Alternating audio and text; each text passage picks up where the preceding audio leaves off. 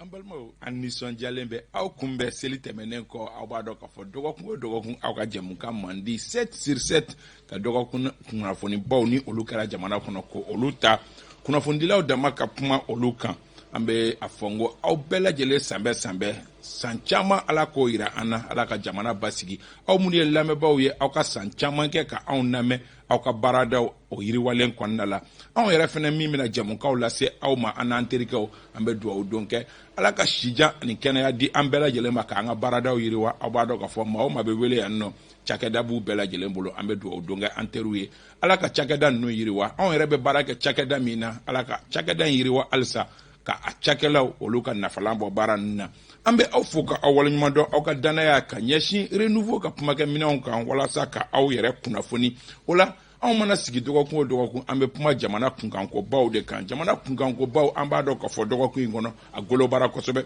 ka sababu kɛ misiriba kɔnɔna la selidenw cɛ murutigi dɔ bolibagatɔ ye safa 3 ɲɔgɔnna pan ka na k'a bɛ na muru don min ye jamanakuntigi o kan na kunnafoni in kɛra cogo di a kuma cayara kunnafonidilaw bɛ n'u ka hakilina di a kan n'an bɔra o la paw ni bɔrɔkɔnɔbila o donna sifinaka dɔ ani polisiw ni ɲɔgɔn cɛ maa fa bɔra a la wa maa min nun tora a tɔgɔ ye ko Abdoulaye Keita u b'a wele ko Cham ko in yɛrɛ kɛra cogo di a kunkun n'a ɲɛɲɛ a bɛ yen nɔ bi an bɛna a da aw tulo kan o la ka don kuma la joona an ka maa welelenw Boubacar Païta ka bɔ journal aujourd'hui la Buba i ni ɲankuma. Kaba i ni ɲankuma n b'i fo mɔgɔ bɛ k'an lamɛn mɔgɔ bɛ k'an lajɛ nin wagati in na n bɛ bɛɛ lajɛlen fo ani n ko débatteur minnu bɛ yan nɔ renouveau groupe renouveau mɔgɔ bɛɛ lajɛlen a mɔgɔ fɔlɔ fo mɔgɔ laban an bɛ bɛɛ lajɛlen fo. A diyara n ye Sori Ibrahim Jalo ye dugulenba ye kɛnɛ in kan Sori i ni ɲankuma. Kaba ka i fo. A diyara n ye. An jɛɲɔgɔn minnu bɛ kɛnɛ kɔnɔ k'u bɛɛ lajɛlen fo. A diyara u ye. Minnu bɛ filɛli la minnu bɛ k'a lamɛnni kɛ Mali kɔnɔ Mali kɔ kan k'u bɛɛ lajɛlen fo. A diyara u ye. ɲinan ko san caman an ka jɛ ka seli ɲɔgɔn fɛ. Amina ya Rabbi. Ka hakɛto ɲini kɛ bɛɛ lajɛlen. Ala ka jamana basigi. Amina ya Rabbi. Abdurrahmane Sisoko ye journal Le Wagadu o maa ɲɛmaa ye. Abdurrahmane i ni ɲankuma.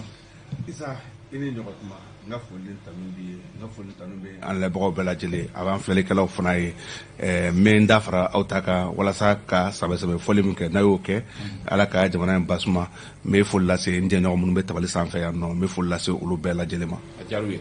Basaro Aidara bɛ baara kɛ Amapula. Basaro i ni ɲankuma. Isa i ni sɔgɔma. Isa n b'i fo n bɛ n barokɛɲɔgɔn minnu bɛ yan ani minnu bɛ ɲɔgɔn sɔrɔ yan ka tɛmɛ an bɛ sɛmɛsɛmɛ foli lase u bɛɛ lajɛlen ma fo ka taa se an filɛbagaw ni an lamɛnbagaw ma ka sɛmɛsɛmɛ foli kɛ maa hakilina bɛɛ lajɛlen ye min ye renouveau yɛrɛ baarakɛlaw ye an bɛ u bɛɛ fo sɛmɛsɛmɛ foli in kɔnɔ Isa ka dugawu kɛ halisa Ala ka basigi don an ka jamana kɔnɔ an ka laɲini min ye n'o ye jamana sumali ye Ala ka o jidi teliya la ka da kan dɔ kɛra nin ko in na ten sa a bɛ se ka fɔ. Ayiwa n bɛ kuma to e bolo c'est vrai que an bɔra seli kɔnɔ nka ɲinan seli mɔgɔ caman y'a yɛrɛ k'a fɔ k'a kɛra gɛlɛyaba kɔnɔ e bɛ seli kɛrɛnkɛrɛnnenya la seli saka e b'a gɛlɛya analyser cogo di.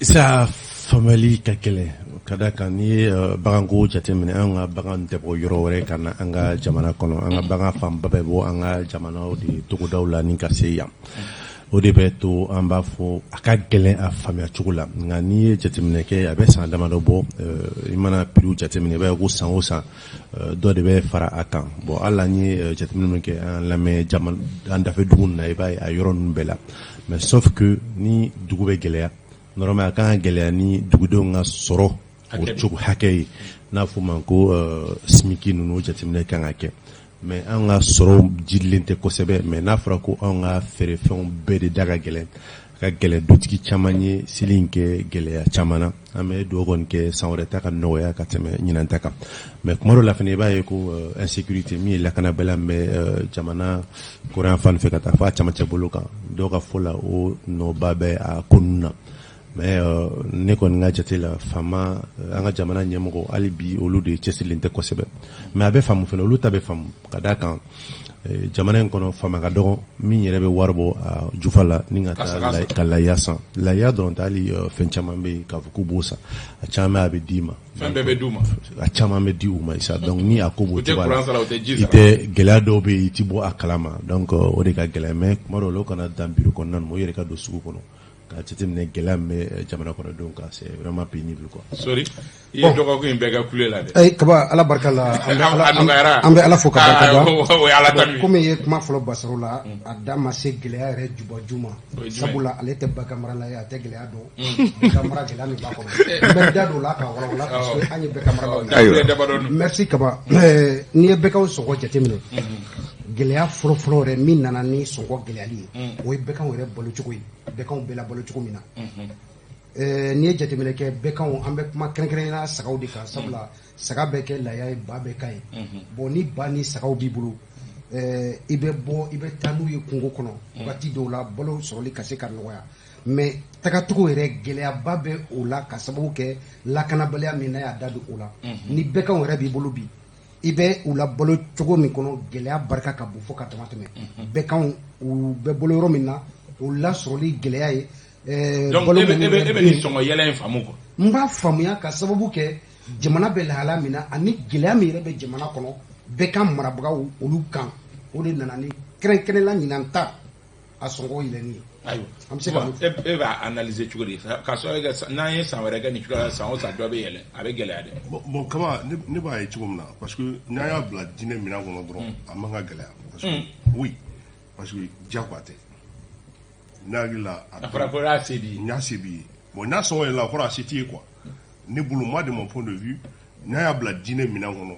a man ka gɛlɛya parce que n'u y'a yɛlɛ ni bon Diallo bɔra ka explication minnu di n y'o de explication ye k'a yɛlɛla n'a se tɛ minnu u k'a to yen parce que n'i b'a kɛ ala de kama ni diinɛ de don a man ka gɛlɛya maintenant malheureusement anw fɛ yen nɔ a bɛ di minɛn wɛrɛ de kɔnɔ an bolo min ni défi de don défi oui d'accord a bɛ minɛn wɛrɛ kɔni bolo quoi mais quand même an bɛ se ka qualificatif wɛrɛ de ɲini o la o de y'a gɛlɛya o de la bɛɛ bɛ kule la sinon a ma se o la ni a gɛlɛyara ka tɛmɛ e ka sɔrɔ kan dɔrɔn i b'i sen bɔ a la o san e k'a to yen ala b'a faamuya o n y'a bɛ bɔ a la ala de kama dɛ a man ka gɛlɛya o ye ne ka fɛn ne bɛ min fɔ ka ayiwa Sisoko ayiwa je pense que Sori ni Basaro y'u da to a bɛɛ je pense que c'est le contexte général o de jamana yɛrɛ bɛ cogo min na o de y'a gɛlɛya sécurisation ko de o de ye baganko in gɛlɛya kosɛbɛ kosɛbɛ ne hakili b'a la seli tɔ tora tile dama dama ou bien dɔgɔkun fila ɲɔgɔn ye ne ye interpellation de don dɔ la quelqu'un m'a dit que a bɛ CNT la ko ma ko o CNT mɔgɔ ministre wele ko ministre k'a bɛna cordon sécuritaire bila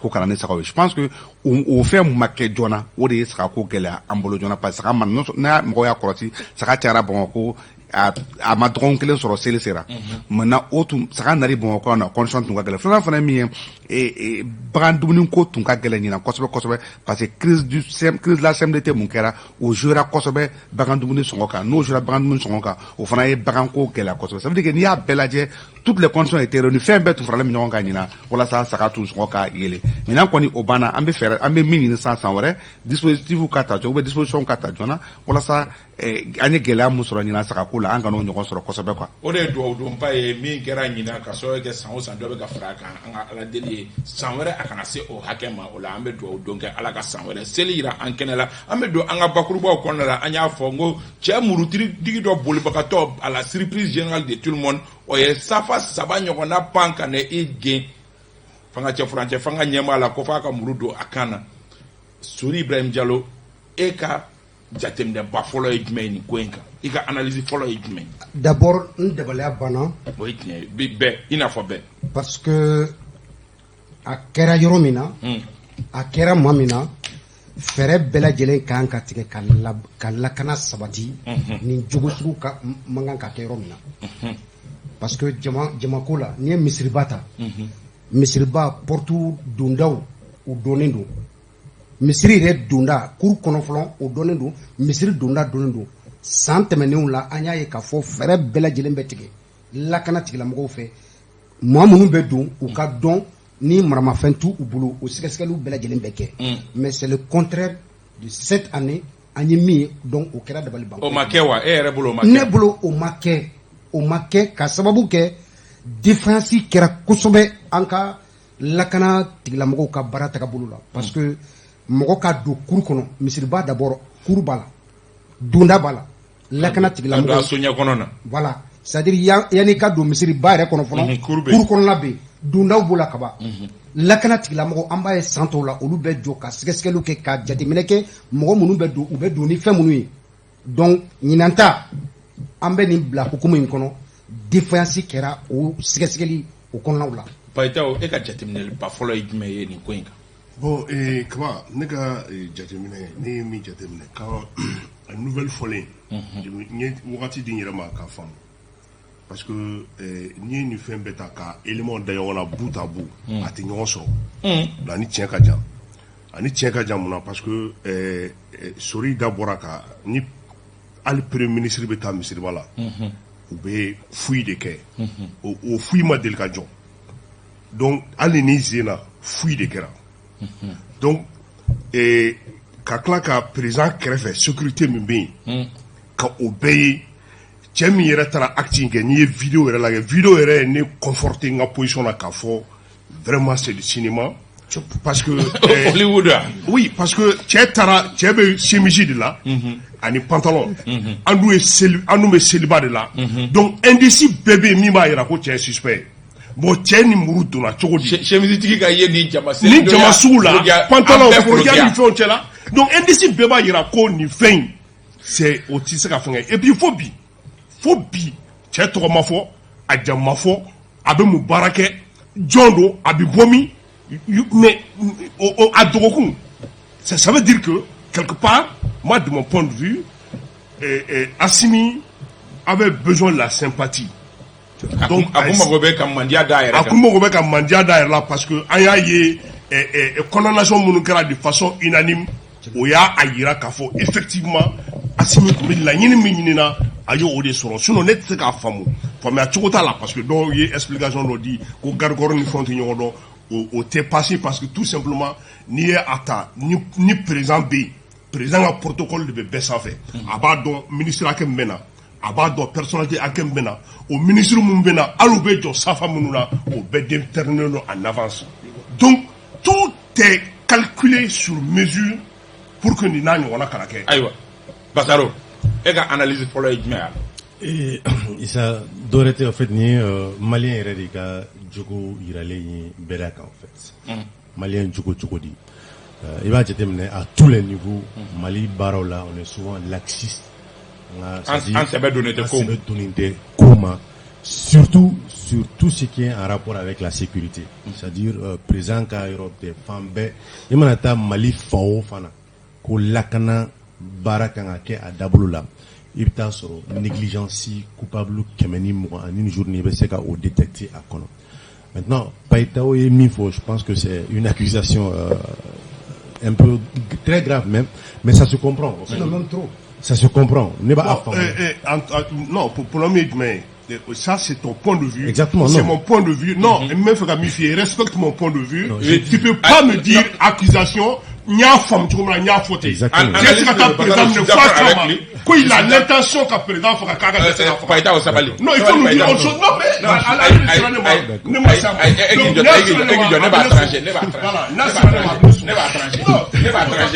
Tu peux pas me dire qu'on est accusation que nya tu comprends nya faute. Personne n'a le monopole. C'est une analyse. Il y a comme tout la faute. Non. Tu ne peux pas te donner ton point de vue. Tu n'as pas le monopole de la vérité. Peut-être qu'il est un peu agité parce que. Non, je ne suis pas agité. Je ne suis pas agité. Tu n'as pas le monopole de la vérité. Attention. Il y a de la attention. Voilà, Bassaro, continue. Sauf que je dis à mi-faux. Tu dis une accusation très grave.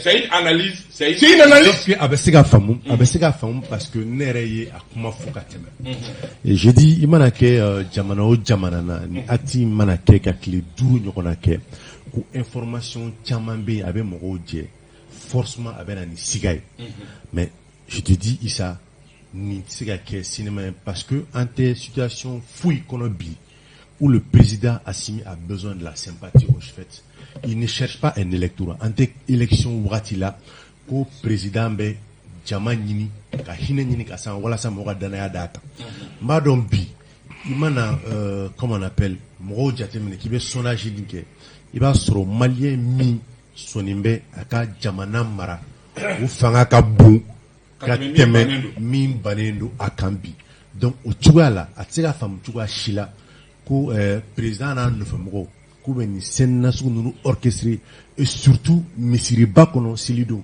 pour que ka se ka nin acte in kɛ. Maintenant e ka analyse ye jumɛn ye? N y'o de fɔ. Analyse fɔlɔ ye jumɛn ye? N y'o de fɔ sisan. N k'a bɛ maliyɛn yɛrɛ de ɲɛfɔ. A b'a ɲɛfɔ cogo di? Tout ce qui est sur le plan sécuritaire Issa, an ka laxisme, c'est-à-dire ka baara ta sɛbɛ la a ka ca o la kojugu.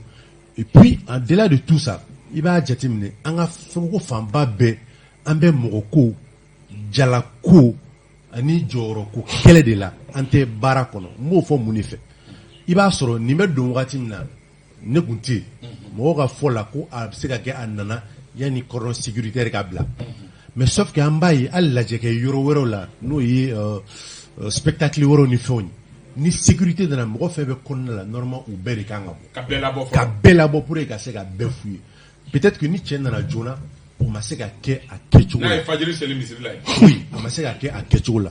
Filanan o ye k'a ye k'a fɔ cordon sécurité min n'o bɛ président kɛrɛfɛ o fɔra o bɛɛ b'o kalama. C'est-à-dire an ka jamana fɛnɛ problème filanan ye jumɛn ye an b'o fɛnɛ fɔ. C'est que chaque fois ni yɛlɛma donna an ka ɲɛmɔgɔ kun dɔ la i b'a sɔrɔ kɛrɛfɛmɔgɔ ninnu caman an b'u bɛɛ bila kɛrɛfɛ. Moi j'ai discuté ne ni mɔgɔ dɔw kumana on m'a fait savoir que mɔgɔ fɛn fɛn ni olu kun formera Algérie ni Maroc généralement an ka sécurité présidentielle ani an ka personnalité ninnu caman formé nin dugu fila de la. Fanga yɛlɛma kelen k'a ta président na fo ka na se ministres ma u y'u bɛɛ ka agents de sécurité au fallait. Donc peut-être que minnu bɛ bi Assimi nɔfɛ c'est des gens qui n'ont pas été formés pour la sécurité des personnalités de ce pays. Donc olu bɛna ni faille dɔ ye parce que il est bon tenir bila bɛ se k'i jɔ bɛ mɔgɔw bagabaga mais sauf que l'instinct de sécurité c'est-à-dire i ka baara instinct a kalan n'a dɔnniya a b'a to faille ni dɔw bɛ yen négligence fitinin dɔw bɛ yen i bɛ olu bɛ échapper la ni agent jɔlen c'est-à-dire il a fallu que le gars tourne ka kɔfɛla lajɛ mankan misɛnnin dɔ la dɔrɔn. Oui an bɛna tila ka vidéo kuma fɔ Abdraman e ka analyse fɔlɔ ye jumɛn? Bon ne bɛ ɲininkaliw la ne bɛ niveau min na sa moi je me pose des questions. Des questions. I n'a fɔ Payita wa? Ma jaabi sɔrɔ la fɔlɔ. Parce que tile 5 kɔfɛ ne t'a dɔn cɛ tɔgɔ. Tile 5 kɔfɛ ne t'a dɔn cɛ tɔgɔ. N t'a jamu dɔn baara min kɛ n t'a dɔn parce que il y a une première information qui avait dit que c'est un ancien mais au galon tigɛra ça veut dire que jusqu'à preuve du contraire o jaabi tɛ ne bolo. Je pense que procureur tun kan ka se ka an kunnafoni kosɛbɛ mais procureur ka communiqué mun bɔra pour moi kunnafoni t'o kɔnɔ sabula il dit que seulement qu'il ouvre une enquête ça veut dire que foyi t'o kɔnɔ bon ni fɛn t'o kɔnɔ bi ne bɛ yɔrɔ min na bi n b'o sɔrɔ parce que ne bɛ yɛrɛ ɲininka ni ka sɔrɔ mɔgɔ bɛ se ka tɛmɛ ka taga le premier d'entre nous sans être le meilleur ka na muru da o kan kɔnɔna ne ni e Issa o kɔrɔ k'a fɔ ko anw ka lakana kɔni ko anw kɛlen bɛ yɛrɛmabila de il est vrai que Assimi bɔra k'a minimiser pour moi ce n'est pas un acte à minimiser c'est un acte qui est très très grave et a bɛ ne bila ka question caman poser n yɛrɛ kunna. C'est militaire. Sorry, i kumana ne ma kuma, je t'en prie. Tu n'es pas Assimi également. Laisse-moi développer ce que j'ai à dire. Voilà. Ne bɛ yɛrɛ ɲininka Sorasi minnu tun bɛ fɛn na déjà comme y'o ko an bɛna don o kɔnɔ an b'o o fana décortiquer kɔfɛ olu jɔkun tun ye mun ye kelen filanan ye min ye cɛ sera ka don misiri kɔnɔ cogo di et puis on a même dit que muru tun b'a bolo bon jusqu'à preuve du contraire ne ma muru ko in na mɔgɔ tɛ se ka fɛn yira fɔlɔ et puis information fɔlɔ minnu fana bɔra fɔlɔ o b'a to ne bɛ douter ko caman na fɔlɔ d'abord information fɔlɔ min fɔra ko kɔfɛ ko cɛ natɔ de ko Assimi y'a bolo k'a kɔfɛ ko k'a maîtriser or an ye vidéo min ye an y'a k'a ko nkalon tigɛra ça veut dire que ni kuma fɔra fɔlɔ fɔra o tɛ tiɲɛ filanan fɔra o tɛ tiɲɛ sabanan fɔra o tɛ tiɲɛ hali naaninan min fɔra mɔgɔ bɛ sika o la ne kɔni bɛ sika minɛn kɔnɔ bi kosɛbɛ nin ko in na bi et aujourd'hui j'attends ka élément caman sɔrɔ bi pour ka se k'an prononcer a ko la parce que a ka bon ne hakili ma kosɛbɛ. Sori o ɲininkali kelen de don parce que mɔgɔ caman sigara e bɛ se ka bɔ dusukun na ni mun ye sans que ka don polémique kɔnɔ. D'accord n bɛ Ala de fo Assimi yɛrɛ commando don o de ye an bila bi an bɛ ka kuma commenter tantôt Ala ani a yɛrɛ ka se Assimi mako tɛ tɔgɔ la tɔgɔ b'a bolo ka ban la preuve a ye lajɛrɛ dɔ organiser a ye an kunnafonidilaw wele a ko a b'a ɲini an fɛ an ka kunnafoni di ladiriya kɔnɔ an bɛ min ye an k'o sɛbɛn an k'o lakali ale ka sira tɛ maa ka dunu ni bala ta a tɔgɔ la tɔgɔ b'a bolo ka ban il n'a pas besoin de ça mɔgɔ min ye coup d'état kɛ siɲɛ kelen siɲɛ fila o ka mun sira bɛ tɔgɔ la bilen tɔgɔ kɔni b'o bolo n bɛ tɛmɛ o yɔrɔ kan ka ban Mali kɔnɔ yan n'an ma da ɲɔgɔn na jamana in tɛ se ka jɔ premier ministre Sokɛli ko kala Mayiga nin ko kɛlen il est le premier à nous dire la vraie version et en même temps en tant que témoin oculaire. Aketo menale kaba ekijo bon ekijo ne ba nyafo. C'est-à-dire que obeka ma vidéo mika. C'est une vidéo qui ne vaut même pas, c'est-à-dire 15 secondes. Après aketo ça, mba fait comme il faut que anga denona quoi. Ni kokera mgominyana ani ka jata jamire matakanya.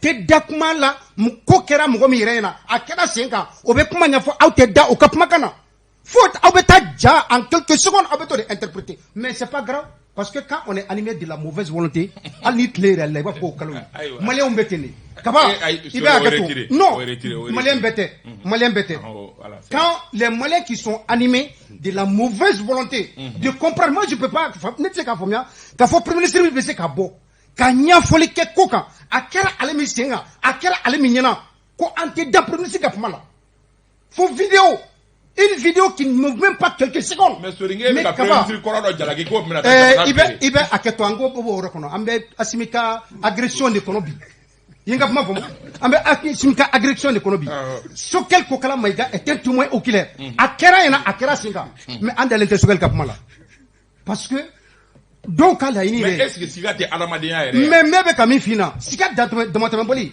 ko wɛrɛ b'i kɔnɔ sa ko wɛrɛ de bɛ maa ninnu kɔnɔ Choguel y'a fɔ a kɛra ale na a cɛ nana cogo min an bɛɛ y'a ye et puis bɛ fɛ ka min fɔ o yɔrɔ la jateminɛ la kaba bi seli ɲinan seli ne tɛ jigi cɛ ka fini don cogo la an bɛɛ taara selifugaw la ne ye maa min ye bi selifuga la a don min kun habillé comme le jeune homme là a ka ca banaci ni jamana ka jamana ka gɛlɛn maa caman de bɛ mun taara selifuga la selifini tɛ minnu donc ne tɛ jigin sécurité mɔgɔw la k'a fɔ ko cɛ habillé cogo la il doit être suspect non kaba n b'a fɛ ka min fɔ nin yɔrɔ la an ka da ɲɔgɔn na ko kɛra mɔgɔ min na o ka lakalili n'i ma da o la k'a fɔ k'i bɛ vidéo fitinin commenter ah e ta ye ko wɛrɛ mais i tɛ tiɲɛ nɔfɛ bilen. ayiwa Payitaw c'est vrai que vidéo dɔ bɔra ko dugusɛjɛ vidéo min ye hali siga tun bɛ mɔgɔ caman minnu dusukun na olu ye o bila ka sɔrɔ kɛ cɛ yera a ye safaw pan ka na muru yɛrɛ gɛn fanga cɛfurancɛ fanga ɲɛma kan na mais e ma vidéo ye wa. Ne vidéo ye moi j'ai dit vidéo de ne conforté n ka doute la parce que si réellement le gars avait l'intention de le tuer ka n'a bolo ma se k'a sɔrɔ an bɛ se k'o faamuya mais a bolo ka taa Asimi sɔrɔ f'a kan na an ye vidéo ye cogo min na komi Sori ko k'an kana da vidéo la ne dalen don vidéo la ni Choguel kumakan ye parce que oui c'est vrai parce que Choguel y'a fɔ ale hakilina bɛ se ka k'a la mais vidéo an b'o ye de n ye vidéo bila ka Choguel kumakan bila ne bɛ da vidéo la ni Choguel kumakan ye voilà parce que n'i ye a ta cɛ ka safaw pan ka an y'a ye vidéo la cogo min na ka taa fo Asimi k'i bolo da Asimi ka muru b'a bolo ka ko o ka bɔ ten foyi tiɲɛ na o ye cinéma de. ayiwa Basalo c'est vrai que vidéo in na i bɛ élément dɔw ye mais mɔgɔ caman bɛ ka min fɔ hali Malik Konate ye min fɔ o ye k'a fɔ vidéo in kɔfɛ ko action wɛrɛw bɛ yen nɔ minnu olu ka fɔ la k'a fɔ ko vidéo tigɛra yɔrɔ min ko o yɔrɔ nin na ko Asimi ye cɛ ta k'a ci a kɔ kan i n'a fɔ Choguel y'a fɔra cogo min. D'accord. Donc, on doit même misiri kono le se ka expliquer anye. Malheureusement, on tɛ misiri kono misiri bala. Et parce que vidéo bɛ tigɛ. Vidéo bɛ tigɛ. Ba ye jaba bɛ giri. Dans un premier temps, agent minnu bɛ kɔfɛ, on va essayer ka cɛ bugɔ a kɔ la. Et mais tu vois que le président essaie de se défendre. L'objectif c'est quoi en fait? Ni mot de faux, ne dɔw ka kuma mais ko ce n'est pas un terroriste. Il faudra se poser la question. Terroriste c'est quelqu'un qui fait un acte de terreur. Ah oui. Exactement. Ou terroriste, donc le gars, il ne s'agit pas de quel groupe terroriste là pour être traité de terroriste. Il y a acte de biquet terroriste. Oui, terreur c'est même. On y moi bimbe dîner galantikia qui on est tobu yo douagli là. On a tout ça. Exactement. Tobu yo douagli là. Exactement. Donc on est tout ko au Tchouala. Et l'acte c'est un acte terroriste. Parce que tu me fais un blague gɛlɛya min kɔnɔ o ye jumɛn de bi ala k'an kisi ni Asimi kun tɛ yen bi isa an bɛ kɛ cogo di en fait on serait comme un pays comme le Haïti en fait parce que incertitude bi moi ça me t'a troisième coup d'état là parce que bi textuellement foyi tɛ qui définit ni présenté a bɛ remplacer cogo di CNT ɲɛmɔgɔ kɛ mais texte jumɛn de b'o di e ma isa texte foyi tɛ Mali kɔnɔ parce que vice-président n'est qu'un cas d'empêchement au fait qu'à remplacer au massi on m'a désigné Touni donc on a blasé comme Haïti mais Minkono. C'est une violation de la charte. C'est ce que tu es en train de dire. Exactement. Non, on est d'accord là-dessus. Ou bien au Calamon. Voilà. Mais il se fout de la loi, c'est ce que j'avais toujours dit. Ça, ce qui est déplorable, minga gel alibianga jamana nkono. Oui, ne mana sisoko ni paita ou nga mais qu'on n'a pas d'information par rapport au suspect. Mais abine ne be banatukunde au fait. Parce que cadre de presse me olu bolo tene bolo. Cadre de presse nkoka. Juma ne sebenenu. Ku yamaralo no kata kuna funa nyini yorobe. Uko ubeta mama fe wajibi ale no ka kuna funa duma.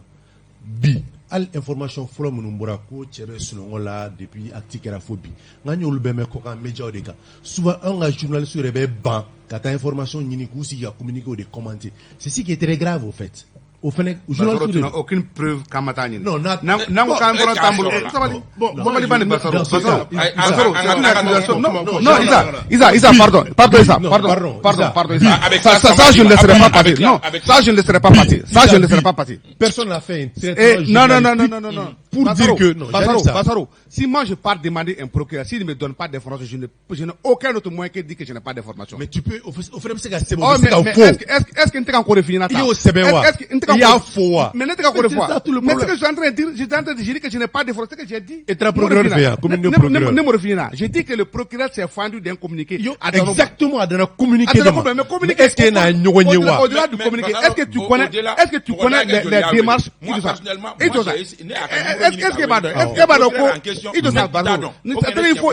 il faudra cesser d'accuser les gens pardon c'est facile d'accuser les gens toi tu ne sais pas l'effort que nous faisons pour en avoir des infos non en fait il faudra que en fin de fois encore clair c'est-à-dire que c'est très facile qu'a foko attaquer nous l'information que ambe informe que toi tu enseignes déjà ambe informe que ambe appel téléphonique ambe déplacement que ta information mais ne derrière que ta procureur ni ka nteka dore ka tomoko. D'accord, moi je pose juste une question.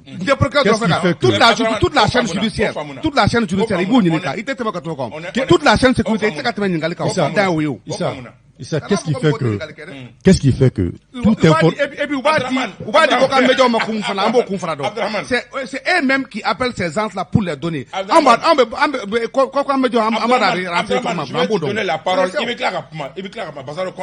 Qu'est-ce qui fait que tout ce qui concerne le Mali à tous les niveaux à information nous il va même média woro de cas et généralement sur un journaliste se plaît même de partager ces informations. Eux, ils se plaisent, ça, des cadouilles, qu'on information nous partage. Non, non, débattez, j'ai l'impression que je ne suis pas d'accord. Un procès, c'est-à-dire que, aux journalistes, et je ne suis pas d'accord. Parce que nous savons, c'est nos autorités, Issa, non, mais c'est vrai. Organisons les débats. Issa, la population malienne, ils ont soif de savoir ce qui s'est passé. Ou bien fait qu'à Dominkera, ou bien fait qu'à Do Tché Mokosuku Djoumeni, Tché Borami, à Temenasera du Monfekana. Issa John Nebese ou Kunafuna Doumani, journaliste ou Té. C'est pas un communiqué du programme Moussoukodio. Non.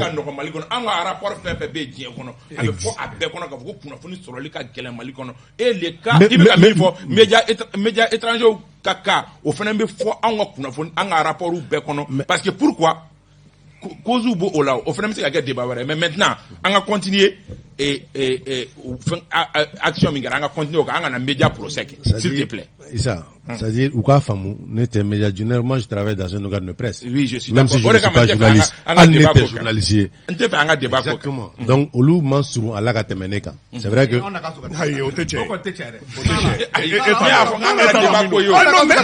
nous attendent. Non, mais c'est vrai.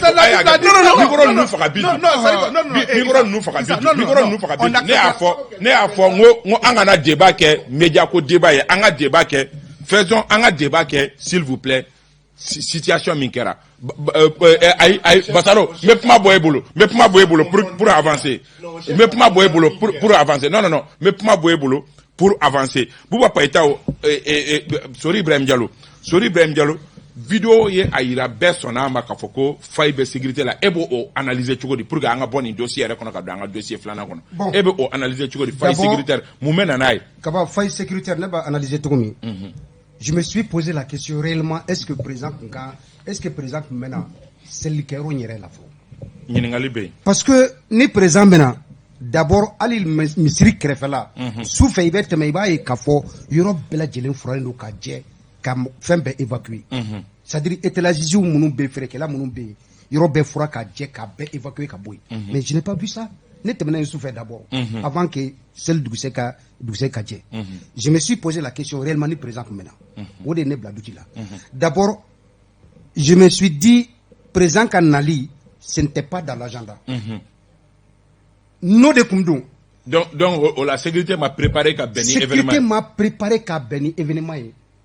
Où est ni la CAM. Où est ni la où tromper les deux. Et puis Kaba. Avant le procureur, autorité Worobe Mumba Kunafoni Diou. Ça, c'est le commissariat du 2e arrondissement. C'est pourquoi, Wakati Dola, comme il doit qu'à Amato à Kapuma. Donc, Apuma fait qu'à Siromina. Puma tekera la mais je crois qu'il va la Kapuma dama. Avant que dossier qu'a dit procureur, d'où de bé, c'est d'où que follow, qu'à élément d'où frère, qu'a dit procureur, procureur des chefs d'accusation, mais dit à l'encontre de la personne, au bout dit. Pour que enquête ton continue. Enquête ma bon. Et puis ay ko kelen famia mama bi rema. Tien sirila ka ta to mi ka fili ka bla pika pour kono. E tien kule kame. Tien ala ma kungolo bougie. Ah, e fait ka mon fo. Mba fait ka foni rola. Kana siga fiu. Drogu ku meche ko.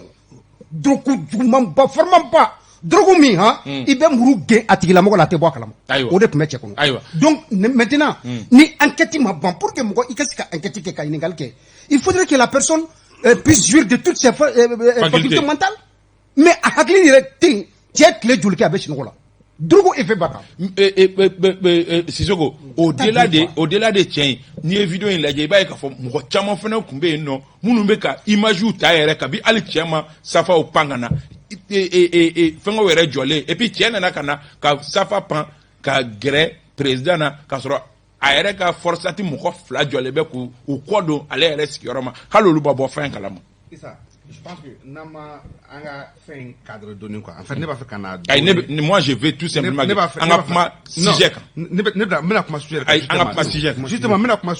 Justement. En fait, ni acte d'athènes. Moi, je pense que ça montre le degré de défaillance dans le degré de putréfaction de notre pays. De manière que n'allait tout à bord de Gira.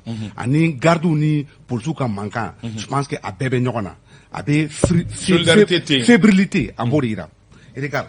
Ni Mali et puis avant il a fait fera ira mola kafoko mo ko te bla okola ska salif to ministériel ministre Salif Traoré kato ministre de la sécurité intérieure il a mis en place une unité spéciale dédiée à la sécurisation des personnes des institutions au Bemibi ote ka asimi garder notre mec asimi garder mun kera otunteke parce que luka barado asimi be ka garder na ka batavu inde aka malo batavu en tout cas force spéciale nde olu c'est certainement c'est des hommes aguerris au combat c'est voilà mais quoi baraté ni affaire sécurisation des personnalités ça c'est une grosse erreur encore fonyo kanam ni Mali fana jatemna BC brigade spéciale d'intervention o de kanka gardu di personnalité bema parce que ablade mbo kama o fana te ka ko kebi bébé dota yere ça veut dire bébé dota yere bi ça veut dire que jamana o fier namu o fier fana no o ma labo abla mina na kono ni mun kera l'autre jour amba anyogonye parce que minti se mina ni yo obla ola obo ok so ni centre jatemna ni beta fena et sans être militaire parce que avant de venir j'ai passé quelques coups de fil quand même avant de savoir. On m'a dit qu'il y a 3 ceintures. Ceinture rouge, ceinture jaune et ceinture verte. Maintenant, au centre, ça va. Est-ce qu'au bête met une don? Et bien, nous mettons dans les mosquées, nous les faisons, président, en bas de la moumbe, juste des journalistes seulement, on nous fouille. Ça veut dire que non, ma fouille. C'est pourquoi n'est pas fait qu'à préférer qu'à Foko, défense sécuritaire, qu'à Foko, peut-être, mais tout est collé qu'à Foko, parce qu'une défense sécuritaire, il s'est mis qu'à Katouni, ni Bamako, ni Moko Besseka Marfata, Muruta. C'est le premier d'entre nous, mais sans être le meilleur d'entre nous, parce qu'il faut qu'on fasse différentes campagnes. Il est le premier, mais il n'est pas le meilleur d'entre nous. Il faut que Muruta Kada Okana, ni Bamako, non. On connaît, on sous de Békaya. Un système sécuritaire, Misri pas, nous on a appelé la personnalité au taf, on a bien gagné sans bio robobi, Kaye, Kafoko, al caméra de surveillance, tokono, mi vidéo, c'est qu'à boire, qu'à don munker. Bon, c'est Nima, on a fait déterminer, on a fait C'est-à-dire on se contente juste du peu. Du minimum. Voilà, du minimum. Mais comme il faut sourire là, Misiriba est deuxième la compétence qu'on a. Misiriba est troisième la compétence de qu'on a. Donc il est deuxième là, il est information sur parce qu'avec troisième la compétence de qu'on a, c'est extrêmement important. Avec combien de troisième arrondissement? Avec troisième arrondissement de la compétence qu'on a, Misiriba.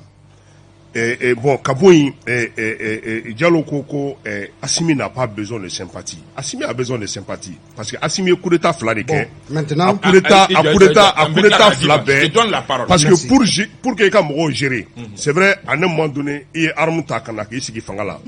Mais pour que Moro qui accepte, faut Moro qui sympa. Parce que, deuxième coup d'état, à Kera, personne n'a branché. Personne n'a branché. Moro qu'on qui a la guerre. Ali CEDEAO ka comportement bogo yira futara CEDEAO la CEDEAO mo fait a kana jumna kete aw de ka jamana lu personne n'a dit amsaka mo mi re ya ko inkele ça c'est Macron. Donc juste Assimi même ne sait pas John opposé le no ale ka ni fanga flane na John opposé l'entala. Donc maintenant ninina a nyogona kera anya ye ça a été condamné de façon unanime mais a condamné et au condamnation qu'on fait anya ye quelques heures après. C'est-à-dire que prolongation des mandats comment on y fait kana. Donc mes frères fiedront peut-être avec Bonya Ogli Mabi, mais vous allez comprendre un jour. Sinon Nina Nyogona Sougou, si réellement tient de Kakera, c'est extrêmement grave que Assimi Ngabok a banalisé. C'est très grave. Il ne s'agit pas de la personne d'Assimi. Ça peut être moi, ça peut être Diallo, ça peut être Kaba. Il s'agit de l'institution qu'il incarne. Au Qatar, Fenga tantôt. Le procureur de la République, soit le procureur général, a créé compétence au Kanga Bokonika, premier élément d'ama, a Tiki Togoyeni, a Djamouyeni, a Kumeta Misiri la Kakoro, ou bien a Kumeta Misiri la Kakoro, ou bien a Beni Bara deke, a Kungolo Maï, ou Kanga Seka au élément Folo Fanyi. Élément Flana, on a sur le président Tagali décidera, c'est-à-dire que Soromada fait, le matin, on évacue la mosquée, Ka Morobe Fouye Kado, Kelen. Donc, ça veut dire que nous, des fois, moi, je n'ai aucun intérêt, parce que c'est extrêmement grave. Mais, John Doe, ça veut dire qui est acteur? Moi, je sais que la bande des colonels, ils sont capables de tout. Ils nous ont montré tout ici, où il fait un Irana à Chitechay. Kaba ni pas pankuna mba fait comme fois oui mais ni faut 600 Bazaro faille sécuritaire parce qu'il y a pas pankuna même caméra de surveillance anga misiriba kono ça veut dire que a dénoté jusqu'à quel niveau anga sécurité garantie l'inte je ne suis né qu'à misiriba tene trayoro et kacha isa donc on sait qu'à comment ni caméra B ou bien ni caméra T. Mais je sais que non, au femme non parce que généralement il s'est même atteint misiro la 600 mogobe almamika kutuba ou bien au filmer kachaya seluni jumode en fait maintenant almami ni misiri videti bay follow almam bora parce que atin kra période mais sur almami bora ka tagal ya faradeke donc na almami ti qui vient en première position en fait parce que nega famille là je pense bien ningué Assimi chien follow misiriba kono ni ma filide je peux me tromper parce que le fidine temena je ne sais pas n'a même misiriba kono parce que soro ko nyamine no choko de là donc les gens étaient un peu dans l'euphorie de pouvoir faire sa photo qu'avoir présent avec ainsi de suite donc Oriato peut-être que imagine mais c'est gars soro plus facilement parce que Nia Jedem le mo clairement filmé parce que moi j'ai vu plusieurs angles vidéo là deux angles chamambe donc wa irako filmer le claté mo clé mais sauf que les gens étaient en train de filmer peut-être la présence du président Almaminka Bolikov mais faille sécurité ça c'est indéniable ça dit comment tika bo au kono quoi ñu des fois mais ñu jatemine neta lo da agent ku ne bo da nga jamna ere mara choko de kono ñu fo nga kuma kunfolo la j'ai dit bi ni il fallait na ni fanga falena ou be fanga krefe moko fenfe ba sura do la war chamane do na la do ga formation na Maroc ni Algérie comme je l'ai dit nga kuma folo la mais au berbe be la klefa krefe kata mo worota ka barakeni wuli qui n'ont pas l'aspect au fait or abe inimi me nyogombolo le temps qu'on a c'est qu'au continuer à baraque le temps d'envoyer d'autres personnes en formation au Lukana pour pouvoir prendre le relais mais on ne peut pas changer complètement de vide, c'est-à-dire qu'à table rasi que surtout fait métal que sécurité coca.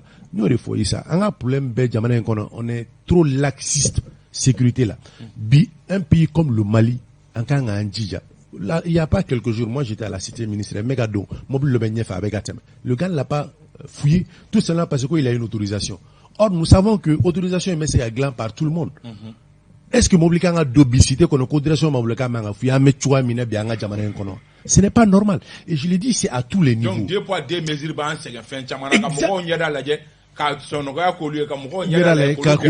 exactement.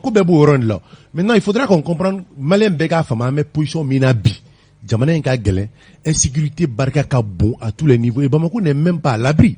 Bini qui va attendre à Bamako, là, quand Kishime, va en befara. Tu as la possibilité, n'a qu'on jora, qu'on tourne et rete Kaba, Ketchuga, c'est sûr qu'il mais c'est Gake. Non, Issa. En fait, comme on a, c'est ce qu'on l'a dit, on a tous appelé passer quelques coups de fil. Moi, j'ai un agent qui m'a dit, Ayasi Minechogomena, c'était pas pour Ekabla. Peut-être n'a mouru trois Kerela, Absega Bana. Mais Atka était moulé Minechogomena. Tu as l'impression un coup d'eau, quoi, en fait. Ça dit, ni mouru d'Agade à Temenadro et puis il était mort, en fait.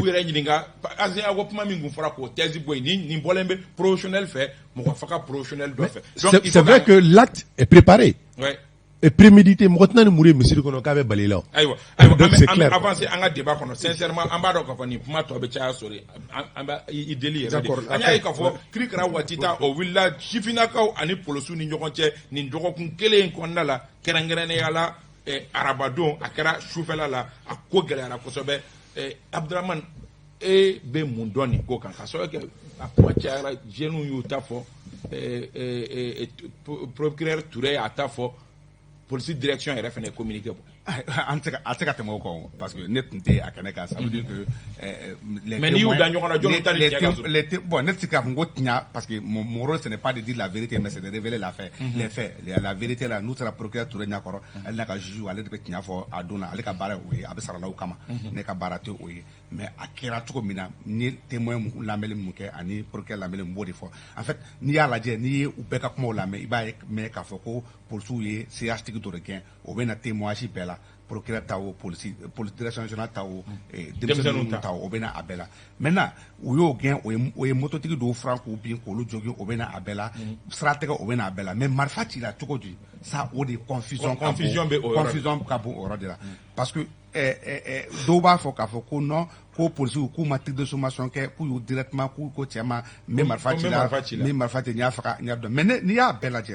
mais police ko tir de sommation de kera donc il faut qu'on précise nous refo pour tout ka direction ko tir de sommation kera mais ni minsara ni ya laje bal saba de asoro nga kuna fonda ni mi soro nya soro chokomina bal saba de asoro est-ce que ni tir de sommation balu je me demande bon avant de venir encore ni coup de fil de parce que ko tir de sommation faut mettre condition d'eau là ni bien tir de sommation ke follow ko tumba fi ya marfati sans même maintenant avec les états de ko ni marfati ko na jiginto ka besoin ka do soro sans étage ko na maintenant ki kanka l'organisation du feu là avec beaucoup mina il y a une façon de le faire est-ce que kera menyana nikola il y a un marfa ira falo ça veut dire j'ai les armes voilà nous maçons il va tirer là jamaka dogora na voilà ça ou kase koy est-ce que au kera ça veut dire que nous net nto orona o jabi kakala ne bolo falo no jabi kakala ne ba kosobe ne ko jabi parce que ntunte arola mais kumani toujours témoin yemina kalne et puis munumbe marfa manima fana do o yemina kali mais ne ba ka bla mina do wore kono isa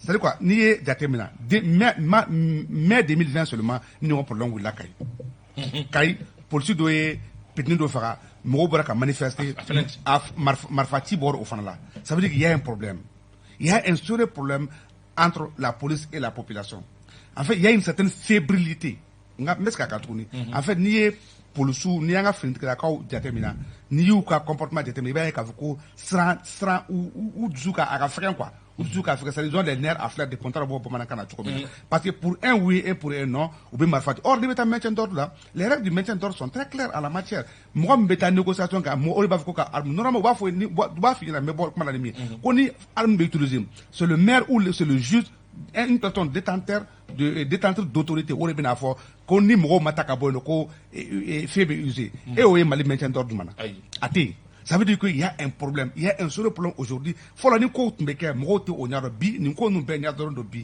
aka kan bi aka kan ni ko min kɛra Lafiyabugu min kɛra Kayi min kɛra fan bɛɛ fɛ violence policière bi ko ko la bi a ka kan bi juges ku u jɔrɔ u ka se ka a ko fɛtɛ patrouille de ka baara o ye fana ka tiɲana galo ka bɔ ɲɔgɔn na mun jo b'a la u ka jo ka d'a ma min kan ka ɲangi u kan ka ɲangi parce que mɔgɔ fana se ka faga ten tɔ Sori Ibrahim Diallo kaba maa min fɔnikɛni min fatura ni n b'a fɔ Abdoulaye Keita Cham ni hakili man sɔsɔ n terikɛ dɔ bɛ ONT la Kita a bɛ Bamakɔ yan sisan petinin de la ka tɛ wuli ka di ne ma ne ni n terikɛ a bɛ ONT la a bɛ Lafiyabugu n bɔra kalama kibaruya in kalama k'a fɔ ko o petinin de don n terikɛ in ka weleli fɛ so yanni n terikɛ in ka kunnafoniya dan tulo kan n jɛɲɔgɔn dɔw bɛ fɔnikɛni na Lafiyabugu n y'olu wele a kɛra minnu ɲɛna mobilitigi dɔw de bɛ yen Bagi brigade anticriminalité mɔgɔw ye min gɛn mobile parce que plaque t'a la faranga dɔ bɛ Abdurahmane ta in kan pour que an kana segin a relateli bɛɛ oui mais parce que Abdurahmane ma se yɔrɔ min ma i b'o yɔrɔ fɔ voilà tir de sommation mun nana ni tir de sommation ye parce que mobile taara ka taa mɔgɔ wɛrɛw de jogin accident wɛrɛ provoqué moto la woro kari ni bolo kari bɔrɔ la o kɛra tournant min na gɛrɛn kun bɛ yen olu jeunes de wulila mankan donna o jeunes u ni policiers de cɛ parce que olu yɛrɛ ka faamuya la sariya ko ni policier n'i ye bolifɛntigi gɛn i man kan k'a tugun a ko bilen mais fo kana se accident wɛrɛ provoqué ma ka dɔ sen kari ka dɔ bolo kari mankan wulila jeune groupe o grain ani policiers cɛ jusqu'à ce que jeune groupe wɛrɛw bɔra fan wɛrɛw fɛ ka na policiers ninnu encercler donc maintenant u siranna tagayɔrɔ t'u la u ye tir de sommation kɛ avant que renfort kana parce que mɔgɔ wɛrɛw tun b'u la minnu hakili sera renfort ko ma n'olu ye renfort wele kana fara u kan donc en ce moment kibaruya ye dugu minɛ policiers minnu bɛ don an'u bɛ bɔ quartier fɛn fɛn fɛ u ye sira bɛɛ tigɛ donc minnu bɛ yen sisan n'olu yɛrɛ kɛra sababu ye ka accident in provoqué cɛnin dɔ tun bɛ policiers ninnu na a jɔlen bɛ mɔrifa b'a bolo a ko a ɲɔgɔnkɛ ma ko mɔgɔ faga t'a la ina foyi k'ale bɛ dɔ faga su in na le petit en témoin était à côté a tulo bɛ petini ka kumakan na o petini kelen in ale de tir de sommation kɛ ka tila minnu bɛ yen ni échange b'u ni ɲɔgɔn cɛ mobili kɔnɔ ani jeune groupe grain min accident kɛra minnu cɛ ma parce que min joginna min fagara nin ye mɔgɔ min bogotigi min tun bɛ mototigi kɔfɛ n'a bolo karila ale dɔgɔmuso de don donc ale énervera donc u y'ale ka tempérament de jateminɛ min yɛrɛ bɛ yen tir de sommation kɛra c'était pour que u ka taa mais a dabɔra kama ka faga aucune preuve k'a fɔ ko tir de sommation mais mon frère ne m'o de fɛ yen na ko ne bɛɛ n'i ka source d'information don toi tu n'étais pas là-bas e ka kunnafoni sɔrɔ cogo min ne ka kunnafoni sɔrɔ ten ka fara n kan yan Basaro nin cas ninnu ɲɔgɔnnaw an y'a fɔ a ɲɔgɔnna kɛra Kayi a kɛlen filɛ nin ye e bɛ a analyser cogo di mun bɛ na ni ninnu ye est-ce que manque de formation b'an ka policiers la ou quelque chose de comme ça Issa min kɛra fɔlɔ an bɛ a fɔ ko kojugu don kojuguba yɛrɛ don parce que fangatigi ka marifa ci a ka citoyen na c'est un acte très grave très grave qu'il faut condamner maintenant ni ko in jateminɛ ne t'a da formation baliya kun parce que a bɛ mɔgɔ yɛrɛ de personnalité là quoi en fait sinon un policier m'a dit gɛlɛya fɛn bɛ formation na c'est pour pouvoir faire face à toutes ces éventualités c'est i bɛ neni il veut qui dusu bɔ mais tu dois avoir la maîtrise de soi mais le problème est encore plus profond que ça Baki pour répondre à Abdoulaye k'a fɔ ko maintien si ka maintien d'ordre ko kun tɛ o est-ce que Baki ka baara don wa u ka prérogative la contrôle le papier tɛ u ka prérogative la c'est vrai que il y a un moment insécurité kun bonyana a fɔra k'u ka renforcement kɛ ka contrôle le temps la voiture était a un comportement suspect exactement non on est dans course poursuite mais il m'a dit il y avait deux options soit tu be mobile to ingata soit tu magé mais duma ko geni ndamine ni accident folo kera poursuite wajibi mais au kelenga petini mine la question qui se pose aujourd'hui c'est que voiture nyere a conducteur bemi le CH au bola mun kama parce que mobile immobilisé ou nana ouye petini sigi mobile kono or dans les principes militaires ou petini méloté mobile kono folo pour pouvoir faire face c'est-à-dire à la contestation au makeo o de atu chebola ni che méloté le ngunu atika ta oroshiu bolbe gelea au make et mie kisechi c'est un chargent stagiaire en plus chargant stagiaire de il n'est pas donc, confirmé. Il n'est pas confirmé encore. Ouais. Donc ça dénote un peu peut-être qu'il y a eu 3 tirs, mais apparemment c'est 2 balles qui ont atteint le jeune. Or, au manque à quel est le manque à utiliser? Moi, j'aurais appris qu'il y a eu 3 balles qui l'ont atteint. Il y a quel Koukou sur bon, on n'a pas les mêmes infos. Donc, quel Koukou sur fly petit niso. Donc, là, c'est très grave, mais sauf que, mais beaucoup de mina, on a fanatico, souvent, ou à bara, ou be kodo ke, injustice ou nan kodo, injustice du il y a 3 unités spéciales en Jamana Nkonobi. Forsat, BAC, and BC. Où ça va formation Kelinke, unité, ça va formation Kelinke. Mais selon mes informations, seule la Forsat, a un prime spécial que les autres n'en ont pas. Donc peut-être que Raketi be bounya parce que te barawore fouille non on va bounya rester Raketi bawaranga de bingani on va bounya rester parce que c'est vrai que ça donc e bolo me ka mobilité qui pour que ka diaka ça ni bac mo ni besi mo là de circulation nous savons tous qu'avec l'aventure ils ont plusieurs fois contrôlé. On sait qu'avec l'aventure, il te dit en plein Tchèdoro Pro Bima et Dodi. Moi, j'ai été acteur de ça. Mon regard matin. Tu n'es pas en règle. Ce n'est pas une question de règle. On avait ces policiers-là. C'est nous qui ne sommes pas en règle. C'est nous qui proposons aux policiers. C'est ce qui faut comprendre.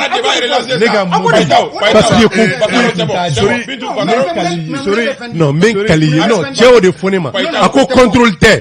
Quoi contrôle t'es? Quoi doda madron? Quoi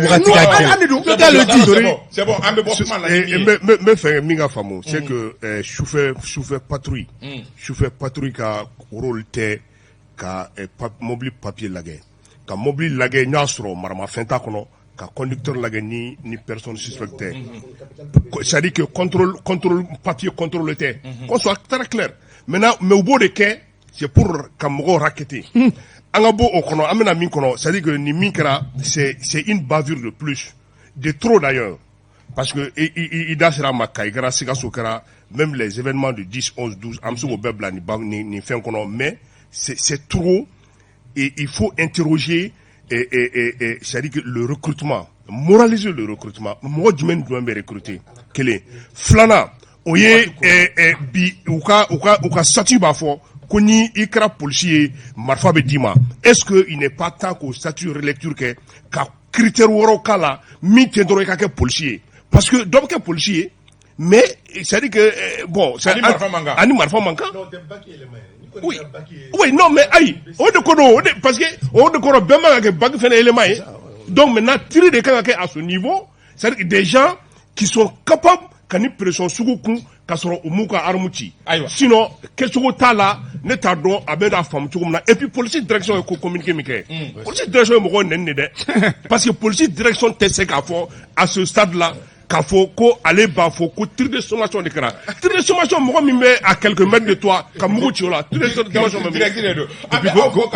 ko 100 personnes sont venues ame donc ala ka hina ala keta chamla ala ka hina ala ka yapakama ambe ala deli ni mi kona ka éviter anga jamana ko ka so ga ninte ala on kuna fondila arranger parce que sori teriga we police na na ka tia fo police o fena mainte ko be oni tia fo kaka ambe awfo ka wal mado bintu na fo ale bolo men nege karafe la radio fanfɛ Ousmane Togo ale be réalisation na Draman Kone ale be régie d'antenne na ambe aw bɛɛ fo ka walima dɔ kanubagaw bi foli janti na kɛ wagati corona aw kan bɛɛ minnu bɛ fɛ ka jamukan in lajɛ n'u y'a daminɛ jɛ aw bɛ se ka a sɔrɔ su in na nɛgɛ kaɲɛ 1 wagati sibiri don sini sɔgɔma dimanche nɛgɛ kaɲɛ 7 wagati aw kan bɛɛ wasalam. Renouveau FM